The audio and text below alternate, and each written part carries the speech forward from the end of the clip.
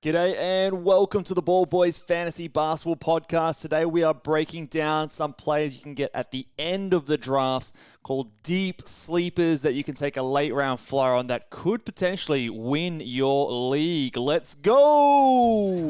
Jordan open. Chicago with the lead. Bryant to shot. Not a game. We talking about practice. LeBron James with no regard for human life. Anything's possible. Back out to Allen. His three-pointer. Bang! Curry for three. Wow! Unbelievable.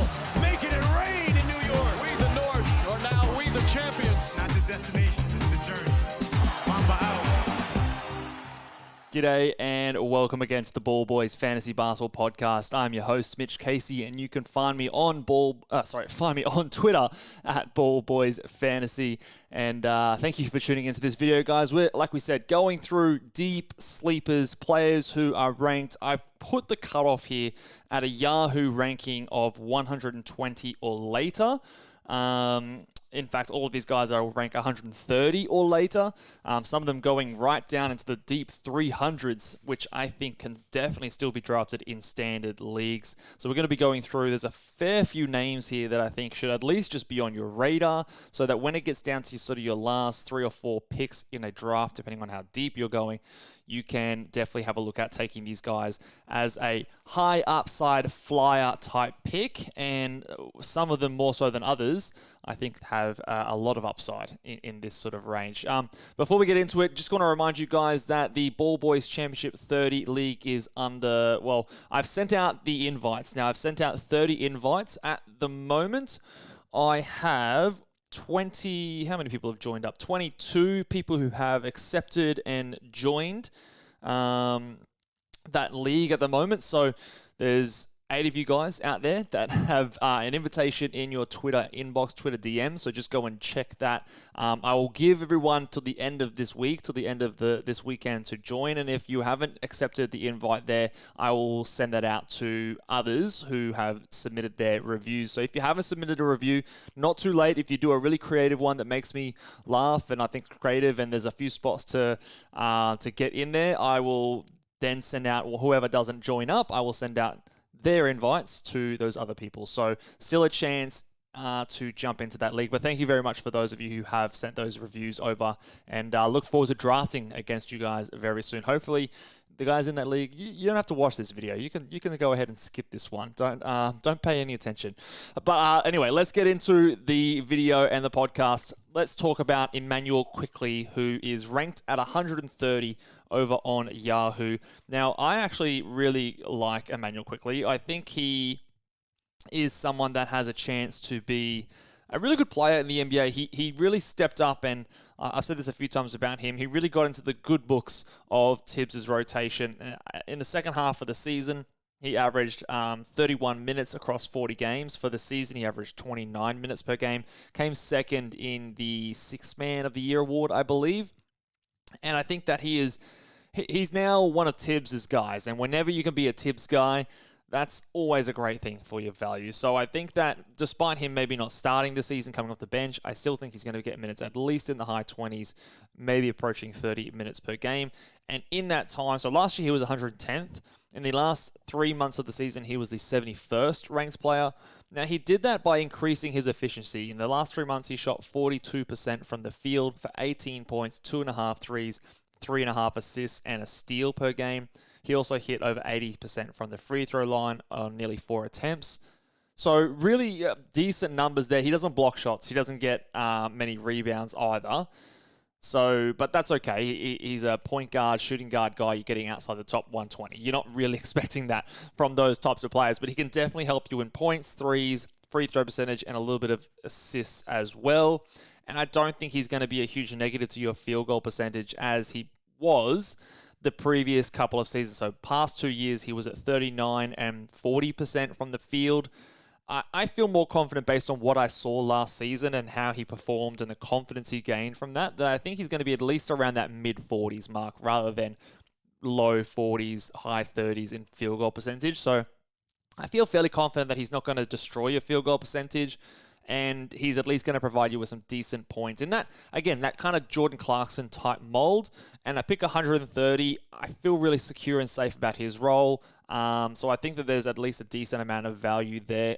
Probably not enough. I don't expect him to be that top 70 guy, which he was in the past 3 months of the season, the last 3 months where he averaged nearly 18 points and did it on really efficient shooting.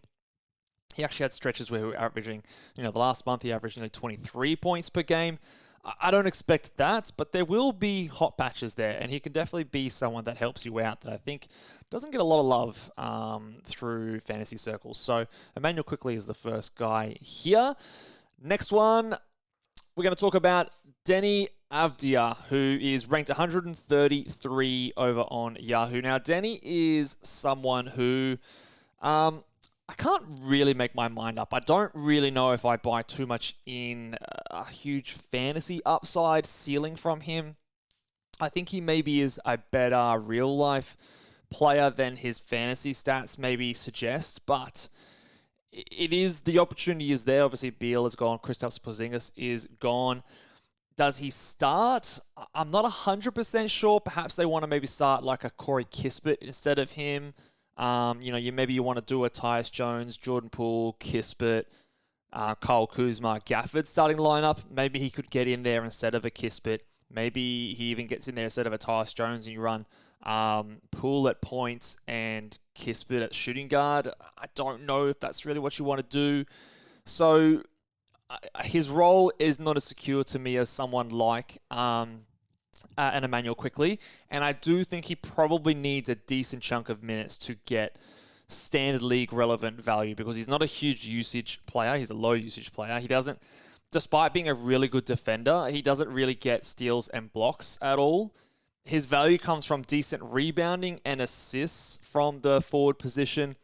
And again, his percentages are just slightly below average, but again, they're not high volume. So you're really looking for those, a little bit of steals, maybe 1 steal per game, some decent rebounds and some assists. He might hit a 3 per game. So it's all just okay. Whereas I don't think there's a really sky-high upside with Denny Avdia here. So I've listed him here at 133. It's a name to kind of be across because he is a young player. He is only 22, not yet 23 years old.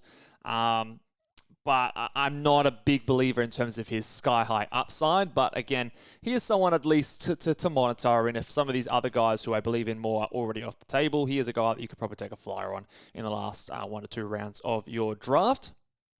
The next guy here, another young player, Jayden Ivy at 136. Now, Ivy, again, similar kind of guys a few of these players will be in terms of that they're young and that the rankings didn't really flatter them too much last year. So in a 9-category sense, he was the 265th ranked player last season in his rookie season, but he averaged 16 points, 1.6 threes, nearly 4 rebounds, 5 assists, and nearly a steal per game, which in your rookie season is pretty bloody good. We know a lot of the times that rookie guards are not good.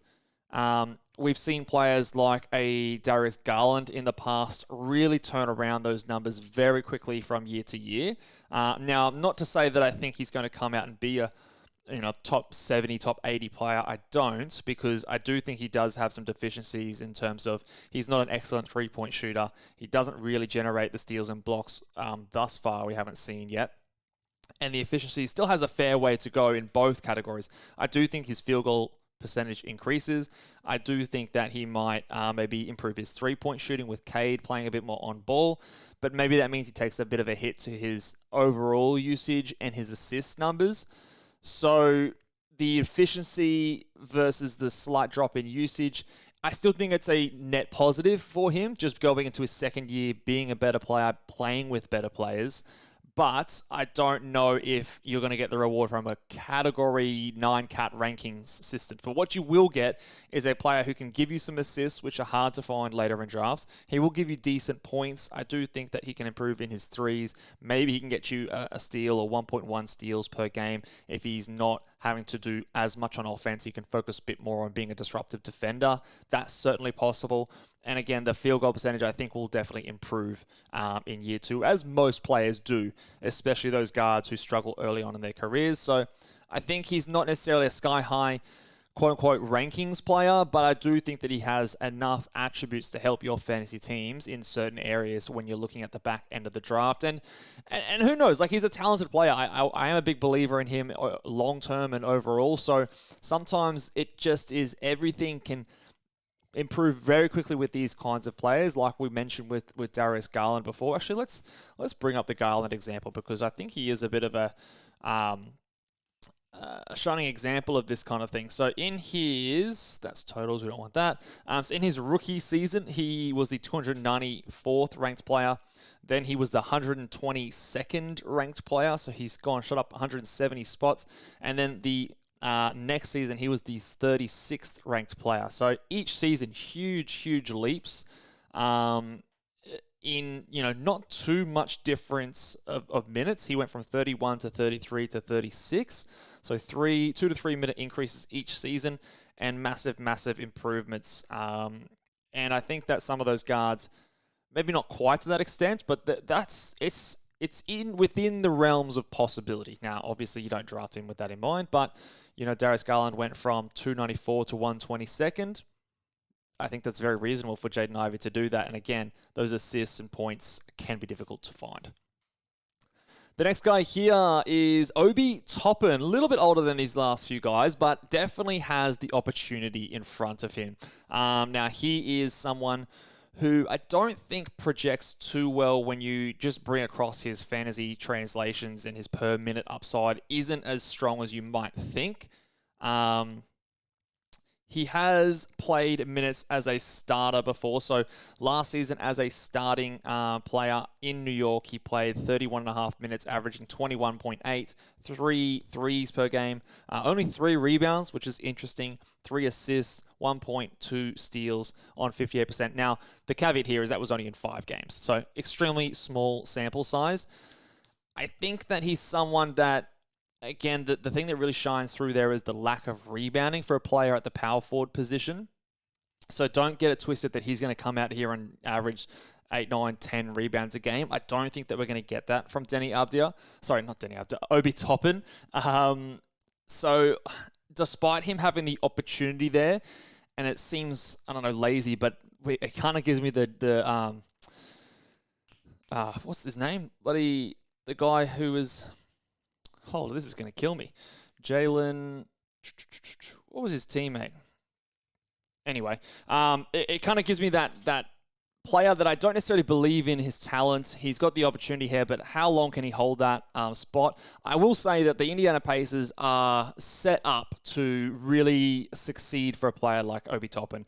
They're going to run a lot. Playing next to a player like Tyrese Halliburton will help Obi Toppin a lot, in my opinion, if they can get on fast breaks, catch lobs, shoot open threes. I think Obi can do that, but again, he's not a player that really dominates the defensive stats. The rebounds aren't high. He's not a high assist player either. I mean, he'll get some, but it's just, again, a lot of averageness across the board. So I don't necessarily think he's got like that one category that's really going to shoot him right up the rankings, but he does have the opportunity. So at 142, you could do worse.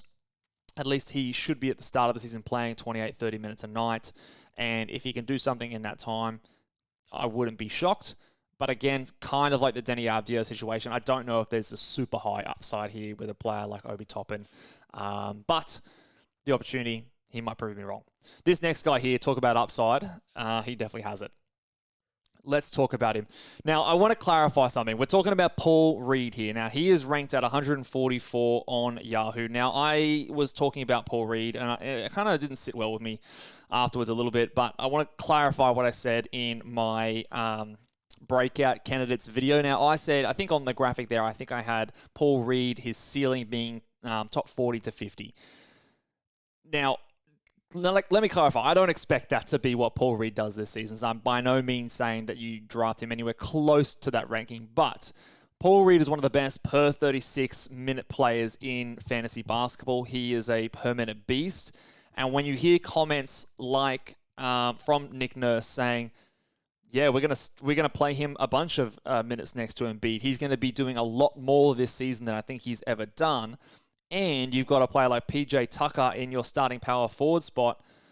Well, my top 40 to top 50 upside there was, okay, if he starts and plays 33 minutes a night, that's actually conservative compared to what his per 36 minutes would have him ranked. I think I saw a stat somewhere that he was top 20 in per 36 minutes, 9 category rankings. Now, of course, there's a lot of limitations when it comes to per 36, so you don't use that. But that's just to be said that if he's getting 30-plus minutes a night, he has supreme upside. We did say that last year about Isaiah Jackson, and I still stand by that. If Isaiah Jackson was getting 30 minutes a night, he'd be a top 50, top 40 player.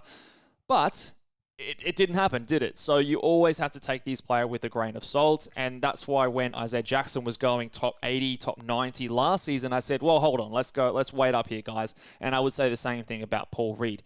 I feel more confident about Paul Reed because I don't think there's much in front of him. Whereas last season, we were really relying on a Miles Turner trade.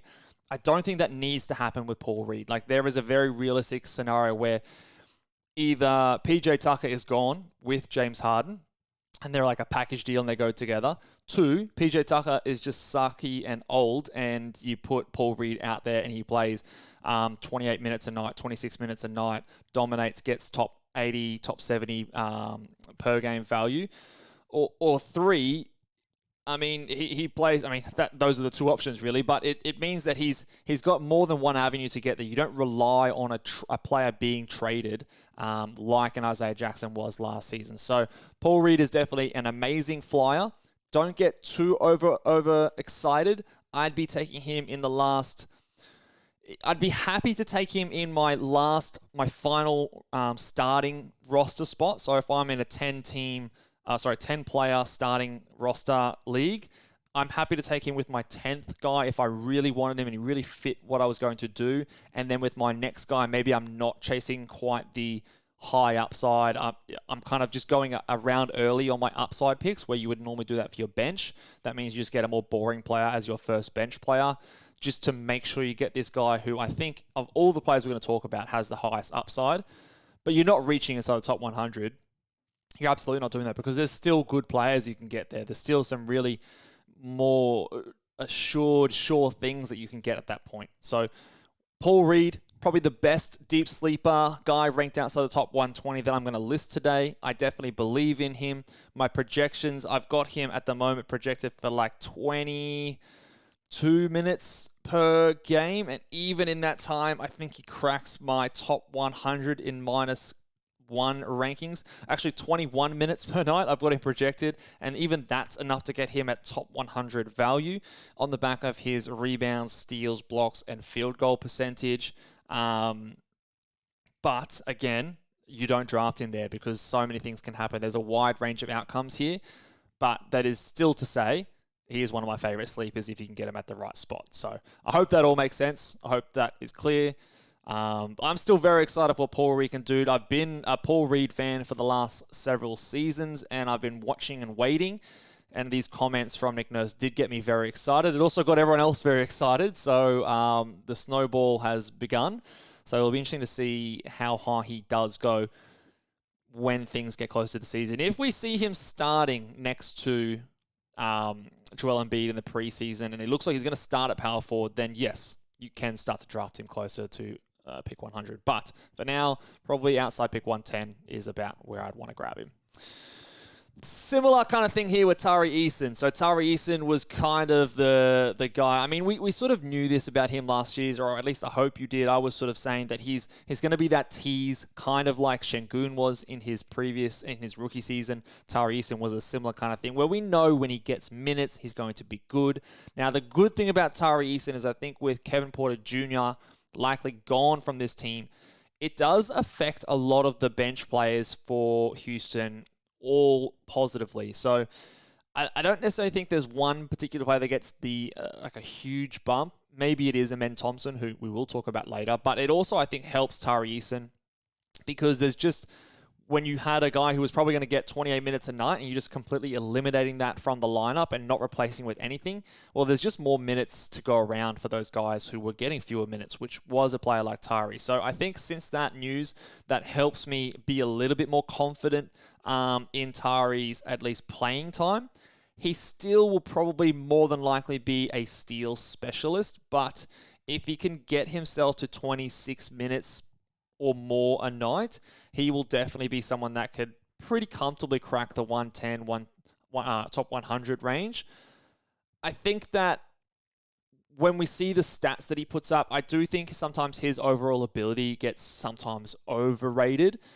I think he has the potential to be a starter in the NBA, but I don't necessarily think he's going to be a superstar. And this is weird because I was the biggest Tyree Easton fan in his draft. I think I had him close to top 10 in his draft year. But when you look at these Houston Rockets, like, they have so many talented players. Like, he's not playing more than Fred VanVleet. He's not playing more than Jalen Green. I don't think he should play more than Jabari Smith, Şengün, Amen Thompson.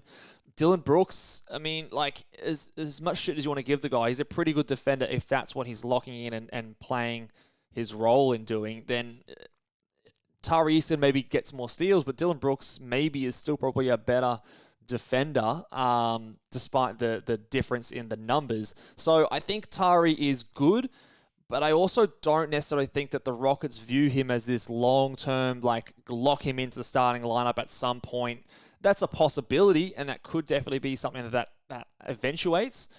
But I don't think that they're, like, just cementing that as, like, part of their future because, again, they just have so many other talented players that it will require, in my opinion, more injuries or a trade or something like that for him to really, really break out. So again, compared to someone like a Paul Reed, the likelihood of that happening, I don't see as high with Tyree as that player. But again, high per minute player, excellent steals guy, at least can give you, some good numbers there. So if nothing else, he's a steals specialist, but does have potential to sort of break out even further.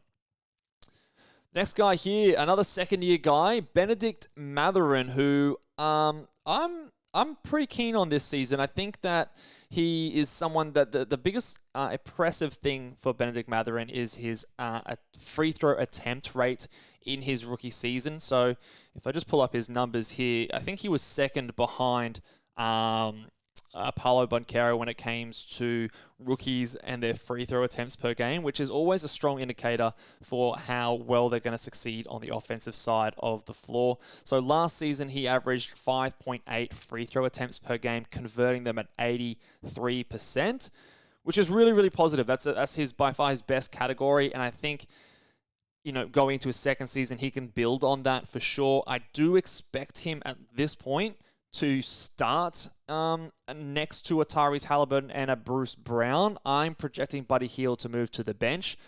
By no means is that confirmed, but I do think that that's likely the way they go. He played 28.5 minutes last year. I think he can push that to 31, 32 minutes this season. Again, we often see that field goal percentage bump from year 1 to year 2. So if he can do that, increase his usage, increase his free throw attempt rate through more minutes, more scoring, more threes, I think there's a pretty easy scenario for me to see him get a significant bump in his second year.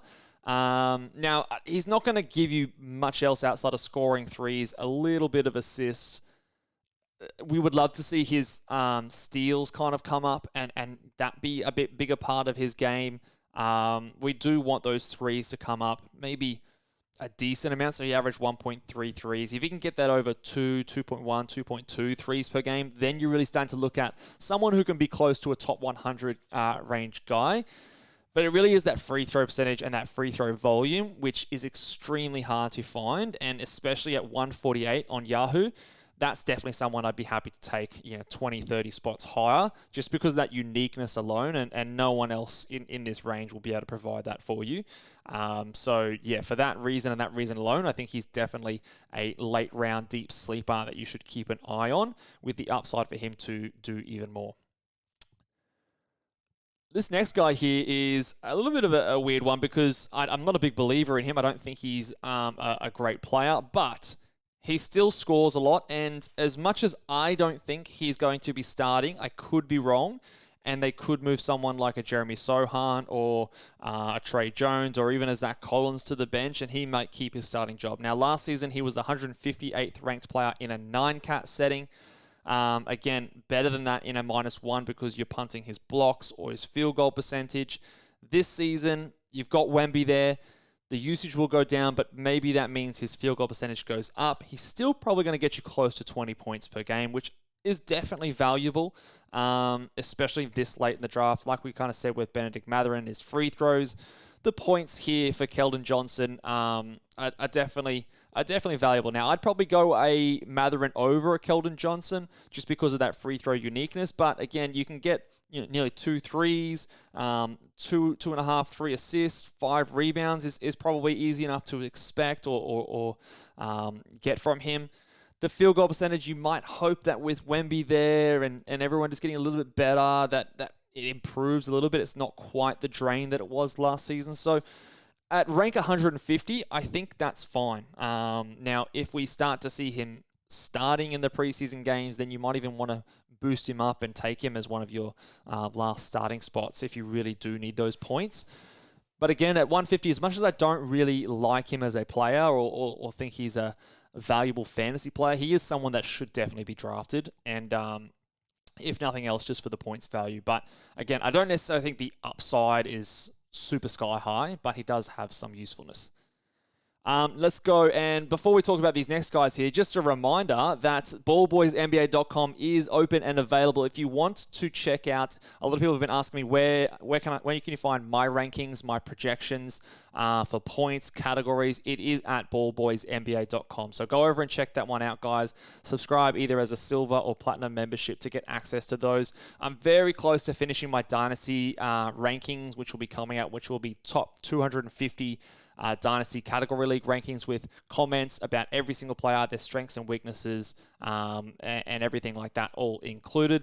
That will be updated throughout the entire season. I'm hoping to do maybe an update at least once a month. I don't want to overreact to a lot of things, but maybe just some little movements here and there right up until the next year's draft. And even you guys who are Platinum members can get my early thoughts on Dynasty rookie rankings before anyone else when the draft happens there. So go and check that one out, guys, at BallboysNBA.com. All right. This next guy here just is crazy to me because he was already ranked pretty far back. And then in the latest adjustment over on Yahoo, Yusuf Nurkic went back to rank 160. I actually tweeted this one out because I was that surprised. 160 for Yusuf Nurkic. Now, last season on a 9-category ranking, he was 122nd per game. But again, that's dragged down a fair bit by his free throw percentage. He also turns the ball over a decent amount for a center. So in a -1 setting, he's much more valuable than this. I'm not like a huge fan of Yusuf Nurkic by any stretch, but again, he's going to be the starting center on this team. There's no one really to take those minutes away from him at the moment. There's no trade outside of maybe a Claxton coming onto Portland that really threatens his minutes. So I think he's going to be in there. He's going to at least play 28 minutes per night. Again, he might take a small step back from last year as they prioritize some of those young guys, but he's going to get you rebounds. He's a decent assist guy for a center, get you close to a block per game, decent enough field goal percentage. It's nothing exciting, but 160, that's a layup, man. That is absolutely just easy money when it comes to value. My -1 projects have him closer to the 100 ranked mark. So again, I don't think he's going to be cracking top 70, top 60 value or anything like that, but 160... you only draft 156 players in a 13-man, 12-player league on fantasy basketball. So if you were to draft the top 156, he goes undrafted, which I think is just insane. So I think he's definitely someone that I'd be happy to draft as my final or even second to last starting man. My ninth guy, my 10th guy in my team. I think that's fine. If you are looking for those big man stats, don't worry too much about the free throw percentage. Look, he's not going to hit you threes or score many points, but rebounds, field goal percentage, decent enough assists from a big guy. I think that's all reasonable. So whilst I'm not a huge fan of Nurk, I'm not targeting him anywhere, but at 160, that's gone way too far, in my opinion. So he's definitely a sleeper if you're going by the rankings. This next guy here, again, I'm not a huge fan of, but 161 on Yahoo. Patrick Williams, I think, is going too low because I mean, I would hope that Patrick Williams has at least a secure role as this starting power forward for the Chicago Bulls. He's a decent enough defensive stat guy. So averaged 0.9 steals and 0.9 blocks last season in 28 minutes a night. If he can nudge that up to 30, 31 minutes, you could see that being 1-1. And then if there's just any improvement in his aggressiveness or usage, it's slightly ticked up from 14 the year before to 16 in terms of his usage. Again, if we see another small step forward, getting to 17 or 18, that instead of that being 10 points per game, it can be 12 or 13 points per game. Maybe that means he's shooting maybe an extra half a three per game as well. It's not exciting stuff. But at 161, that is, again, that's not being drafted in 13 roster sizes of 13 players in a 12-team league. So I don't think that's correct. The good thing about Patrick Williams is that he's a young player. He was one of the youngest in his draft class. He's 22. So at any point, fourth-year breakout could be a possibility. But the other thing that helps him is that, again, we can double-check this when the season and preseason starts, but he's got a secure role, so you don't necessarily have to worry about him beating someone in training camp or, waiting for him to eventually get going, and you might have to put up with months of shit performances like a lot of the rookies do. I think you should get at least top 110, top 120 value from the beginning with the upside that he goes top 100, top 90. I don't think it's much higher than that, but again, top 90 from 160, there's 70 spots of value there. So I do think that he's getting slapped on a little bit here, as is this next guy, Ben Simmons. Now, before you guys say that I'm being a biased Australian, well, first of all, if you know anything about Australians and their relationship with Ben Simmons, we don't like Ben Simmons. We don't like the fact that he hasn't come and played for our national Australian team in a long, long time, and he says he's going to do it every year, and he never does. We don't like that. So Ben Simmons is not the most popular player in Australia right now. So by no means am I biased because of that. I do think that Ben Simmons is a decent player when he is asked to do what he is good at. Now, is he ever going to be a 20 points per game guy? No. Is he going to drop threes like he does every preseason when he's shooting alone in the gym against nobody? No, he's not going to do that. Don't get fooled by those videos. But the talk is that he is going to be the starting point guard in Brooklyn.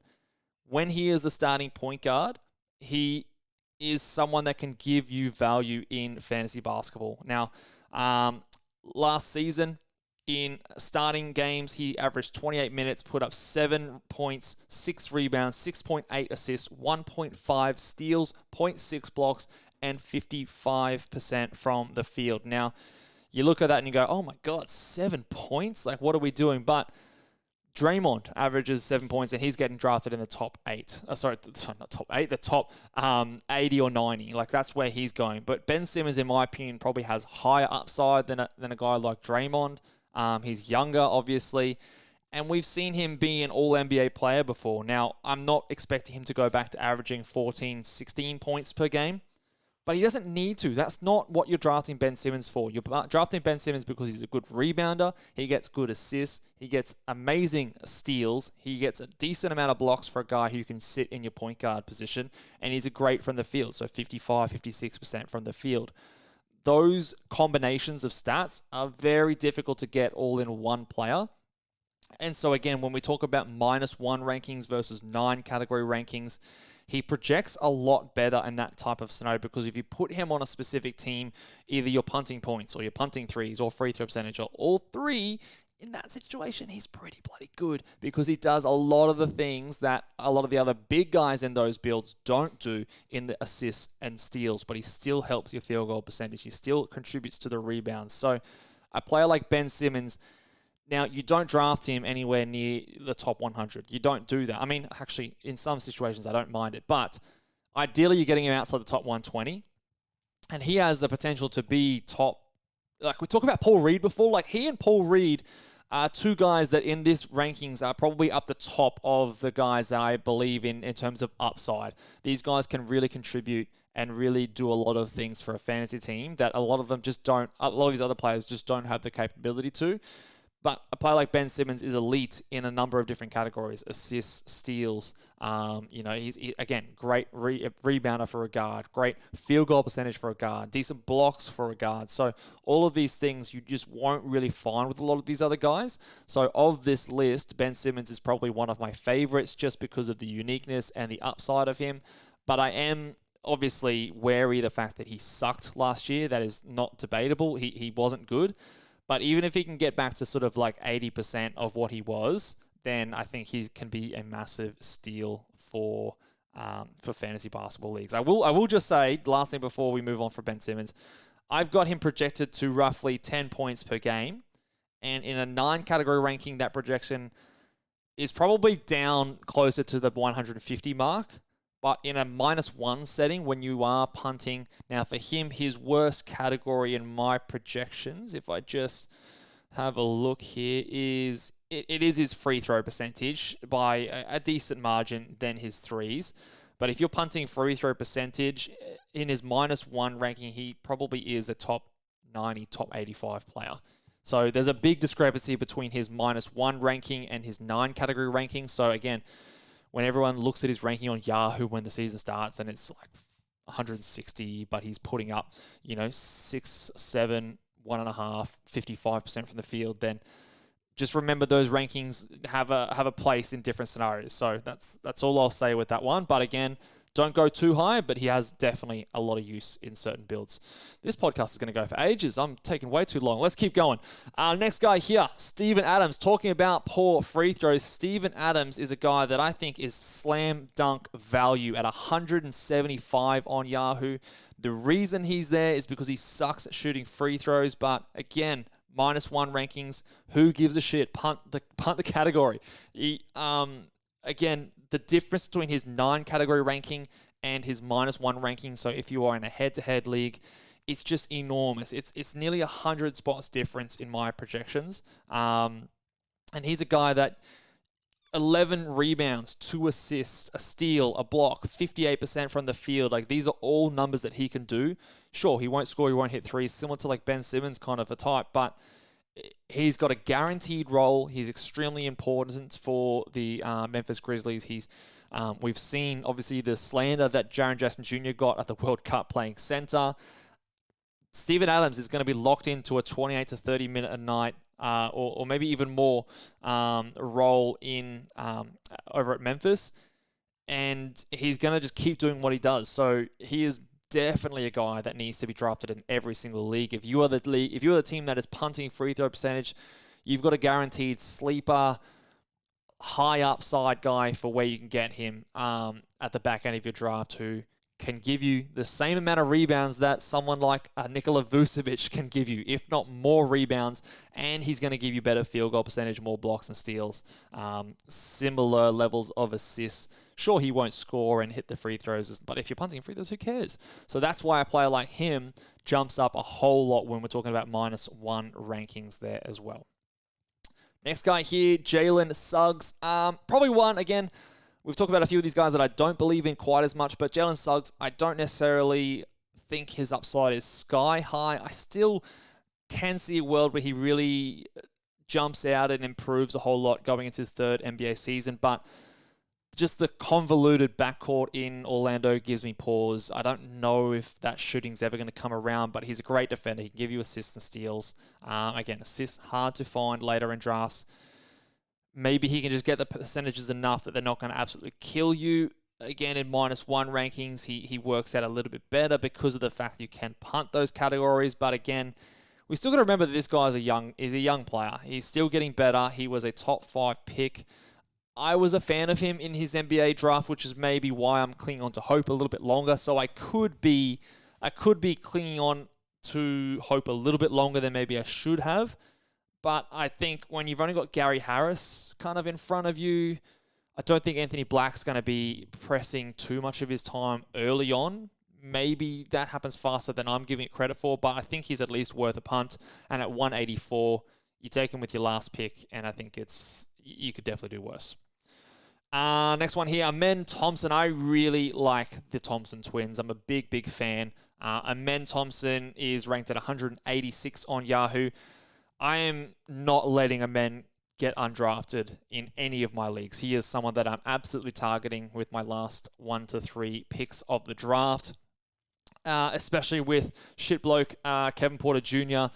being no longer a part of this team's roster or rotation or whatever you want to call it. I think that definitely helps. Amen Thompson, he's going to force his way into bigger minutes earlier, I think.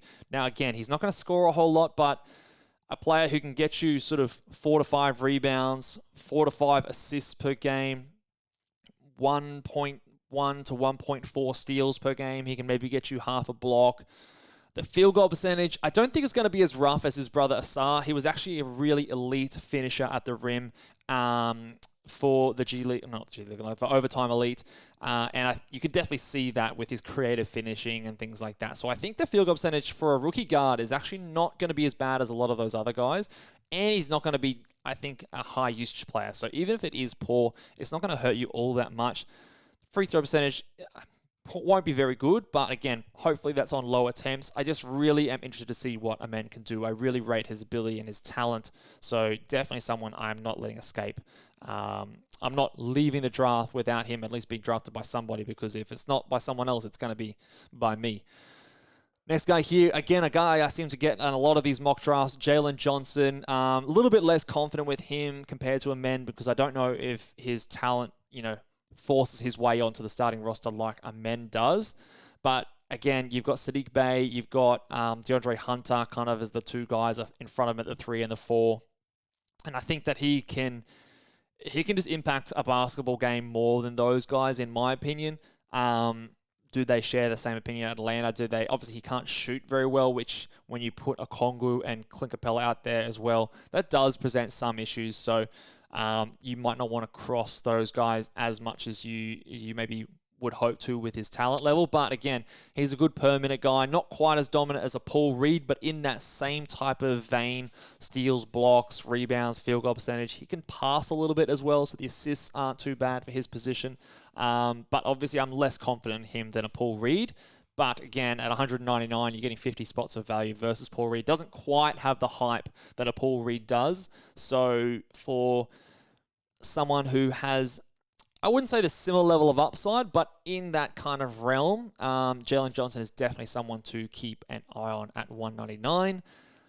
Next guy here, Josh Richardson, 202 on Yahoo. Again, not a super high upside kind of play, but at 202, he's way down the board. But I think he could start for Miami. In Miami a couple of seasons ago, or a few seasons ago, he was a top 70 player. He's obviously older now and not the same player that he once was, but I really don't see who would they start over Josh Richardson. Like it's pretty, like, despite whether there's a Lillard trade or not, I think he's there regardless. Now, again, I don't think he really has much further upside. I don't think he really can be a top 100 player, but could he be a top 120 guy? Yeah, I think that's definitely a possibility. So again, last pick, or if you're in a deeper 14-team league guy, he definitely is someone that should definitely be considered. And at 202, I think that's too low. Like, he was 164 last season in 23 and a half minutes. I think he's getting more than that this year. I think he's probably getting 27, 28 minutes a night. So again, that probably pushes him up to about that 120, 115 kind of range.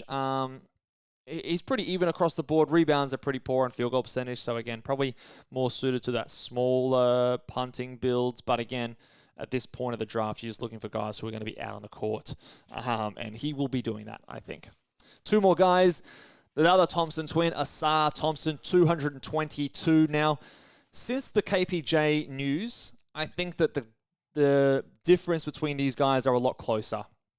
In fact, I might even want Amen Thompson over Asar Thompson at this stage, but I think you could draft these guys back to back. Basically, they're actually quite similar. I think you're going to get more, maybe some more scoring from Asar. The field goal percentage, I think, is going to be rougher. I don't think it's going to be quite as good. Maybe some more defensive stats slightly, although they're both really good at getting those defensive stats. I think he is probably more likely to start earlier than Amen, but I don't think it's by much anymore, and I think the end result in terms of their minutes will be pretty similar. So I still probably lean Asar Thompson as the Thompson twin I pick first, just because I'm still a little bit more confident in him getting playing time and getting big playing time early compared to a men, but it is much closer than I thought before. So again, Asar Thompson not leaving any draft without being drafted by someone, and if it's not someone else, it's me. I just really, really think that their talent is super high and good fantasy translations. I lied. We've still got two more. Chiante George, another rookie, 256. Could he start for Utah? I doubt it, but he could. There's a possibility there. They are really lacking some playmaking ability in Utah. Their positioning at the 2 guard and the 1 guard is a little bit weird. So Chiante George is definitely someone that you can just take a flyer on. Again, I'm less confident with this one. Rookie guards often do suck, but sometimes you get someone like a Donovan Mitchell or a Shai Gilgeous-Alexander or one of these guys that both times, weirdly enough, were drafted at a similar kind of spot to Chiante George, and they just come out and surprise people. He played really well at Summer League. He was a standout there. So, again, watch him in preseason, and if there's any hype about him starting at all, I think he could definitely shoot up. And at 256, that's very, very low for him. I'd probably rather him than a Brandon Miller, for example, because I think there's probably more of a pathway for him to be influential in his rookie season. And then the last guy here, which I nearly didn't have because I didn't scroll far, and I just kept scrolling and kind of flicking through, going, oh, there's probably not anyone more here. But Jeremy Sohan is at 345 on Yahoo. Like, what are we doing? What did he actually rank last year? He had to be better than this. But Jeremy Sohan is someone that, again, might not start, but he might start. If I was running the team, he would start, and he would play decent minutes. Last year, he was 242, so we expect him to lose 100 ranking points in his second season. I don't get that one at all. So I think that he's a guy that definitely can improve. We talk about field goal percentage jumps from year 1 to year 2. I think that definitely can apply for Sohan. We've seen him, do those stupid-looking one-handed free throws, but what that tells me is that this guy's willing to work on his game. He's willing to improve his game no matter what, which I think personally is a really good sign. So I think he's going to improve. He's still only 20 years old, a young player. He gives me some... I like his game. He's got quite a unique stat set, some rebounds, assists, steals. He can probably maybe even hit a 3 this season. The field goal percentage, again, like we said, maybe gets up to sort of 47% instead of 45% in his rookie season. The free throw percentage did steadily improve. The last 2 months, he hit 75% from the free throw line. And obviously, that was a point of emphasis for him. So he did improve that. The results were there. Yeah, I just think that, it's 345. Like, what are we doing here, guys? Like, you're not drafting him. Like, that's going undrafted in a 30-team league where you're drafting 300 players for 10 roster spots. So, again, if you're in the Basketball Championship 30, and hopefully you've tuned out by now, but Jeremy Sohan would, if you just went in the top 300, he would not get drafted in a league like that, which I think is crazy. He is definitely someone that I'm willing to take a flyer on in standard leagues with my last or second last pick and just sort of see what happens. All right, well, there's a lot of players, guys, for you to take as a flyer with your last 3 to 4 picks in your draft, and some of them that have some sky-high upside as deep sleepers. And if some of them hit and hit big, it can go a long way to winning your league in fantasy basketball this season. So let me know down in the comment section below if you think I've missed anyone. Chances are I might have, but definitely make sure you guys are subscribed. Give this video a big old thumbs up. If you want to check out all of my rankings and projections, head over to BallboysNBA.com. And I will see you guys next time. Bye.